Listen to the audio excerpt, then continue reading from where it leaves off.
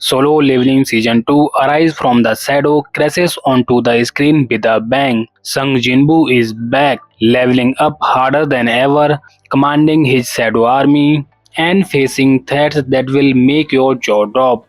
Directed by Shunsuke Nakashige, this season picks up right where season 1 left us, amped up with insane battles, slick animation, and a protagonist who's redefining overpowered. But is it all perfect? While it's packed with epic highs, there are few cracks in the armor. Let's break it down and see what's hot, what's not.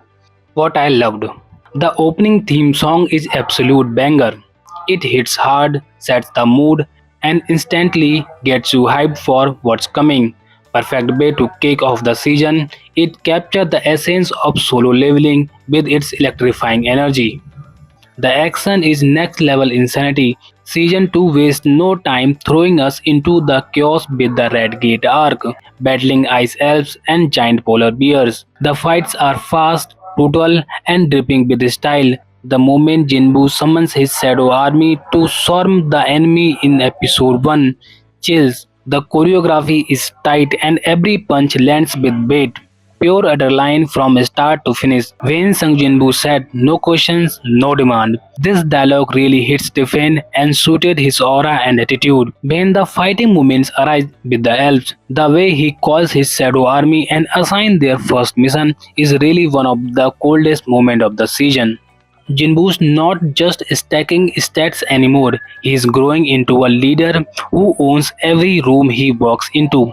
In the Red Gate, he drops this absolute banger.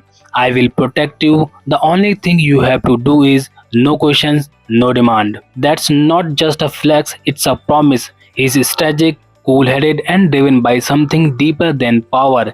In the episode 3 Demon's Castle arc, where he fights tooth and nail for the elixir of life to save his mom, hits you right in the feels. It's proof that Jinbu's more than an overpowered main character. He's got heart. The visuals in season 2 are a straight up flex. The Shadow Army marching in episode 6 with the camera waving through their ranks feels like a blockbuster movie. The Demon's Castle in episode 3 is airy and gorgeous, with glowing details that pull you in. Fight scenes are fluid and packed with flair. Jinbu dodging and slashing through enemies is a work of art. Sure, there is a tiny dip here and there, but overall it's a visual feast. Barca's debut is dripping with mystery. The ice elves, the glitchy lore tease, and that slick camera work made it feel cinematic and leave you hungry for answers. Jinbu's grind for the elixir of life in the Demon Castle is peak solo leveling.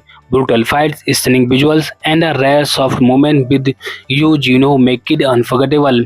Kargal Gan's dungeon is a spectacle. The Shadow Army's intense is pure hype, and Kihun finally gets a chance to shine among the side cast. The Ant Swarm is chaos in the best way, though the goofy BGM feels a bit off. Bonus points for the Hindi dub. It's unexpectedly dope.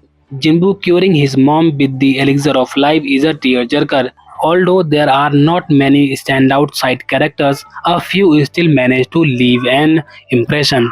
First, there is Igris, the defining of loyalty and sheer dominance in the battle. Then we have Miss Chaheen, one of the few hunters who can actually sense Jinbu's power, making her interaction with him pretty interesting. And of course, Goto Ryuji in the Japanese S-rank hunter who brings an air of mystery and authority before things take a wild turn.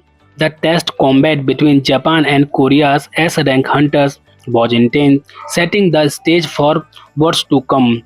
Hunter Cha's presence on the screen was a highlight, adding to the excitement.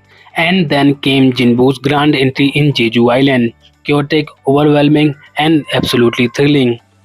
The long-awaited showdown between Jinbu and Beru, a battle that was very bit as epic as expected and definitely worth your time. What didn't work for me? After the season 1, in the season 2, the same problem continues. Let's be real, it's solo leveling, not squad leveling. Jinbu's the star and I'm here for it. The side characters still need love. Yu Juno's a loyal bro and Kim Chul gets a fleeting spotlight, but White Tiger Gill feels like no flavor. A bit more screen time or personality could have made them pop instead of fade. Some battles end too fast. The action is fire, but some fights wrap up quicker than a speed run. The battle between Jinbu and Beru was intense and visually stunning, but it felt disappointingly short. While some moments were absolutely epic, others came off as unintentionally funny, making the fight feel a bit unbalanced. Final thoughts. Solo Leveling Season 2 Arise from the Shadow is a roller coaster of hype that really lets up. The actions are explosive, Jinbu's growth is chef's kiss perfection. Sure, the side characters are still bench bombers and some fights end too soon, but this is still one of the hottest anime out there. The Jeju Island arc elevates this season to an entirely new peak of excitement and action. To prove their strength, to chase their destiny, they keep moving forward. One hunt ends, another begins. Let's wait what season 3 begins. So guys, what's your favorite moment from season 2? Drop it in the comments. Like, subscribe and smack that bell icon for more reviews. Catch you in the next one.